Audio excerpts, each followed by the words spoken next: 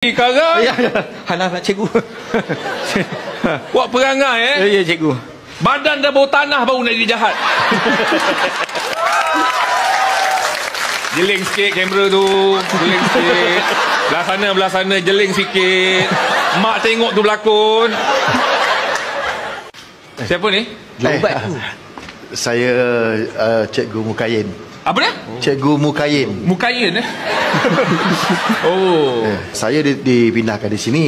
Oh, ini cikgu bandar yang dia cakap akan mengajar kat sini. Inilah cikgu Mukayin. Oh, cepat betul berita tersebar. Sebab muka-muka macam ini kalau nama pun Mukayin senang dilap.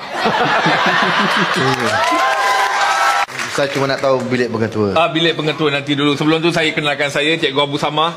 Oh. Yep. Boleh saya tahu cikgu mengajar dalam mata pelajaran apa? Saya bukan cakap besar, saya bahasa Inggeris. Oh, bahasa Inggeris. Saya Nice to meet you. Nice to meet you. Yep. Cikgu. To meet saya pun nice. Bukan to meet tu, to meet. Kau menyampur je.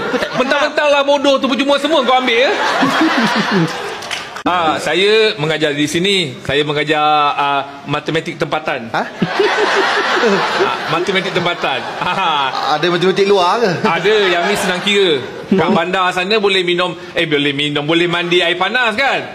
Iyalah, ada shower. Sini lain tempatnya, jangan main-main. Apa yang lainnya mandi juga kan? Ya, memang. Tapi tak ada air panas, tak ada air apa. Air perigi tu pagi-pagi dah nak kena buang. Masuk apa orang panggil tu? Saya pun jarang pakai timber tu.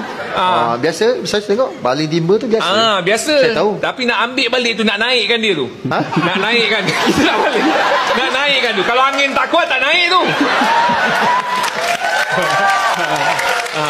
Macam mana? Cikgu punya show okey? Okey. Itulah saya nak bagi. Dia ni ambil berat pasal engkau. Jadi dia bagi tahu siap-siap. Saya nak pergi ke sebelah Pak Malau. Ini yang betul. Dia cakap si Musafir tu bukannya bagus. Mukayin. Mukayin.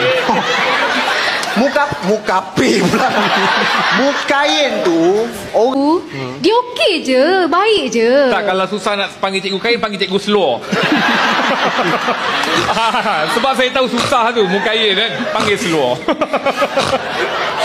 Cikgu Abu Samah, kita orang tak buat apa-apa, janganlah fitnah. Tak payahlah, kalau perangai macam ni jangan panggil cikgu Abu Samah lah. Nak panggil apa? Abu Gid.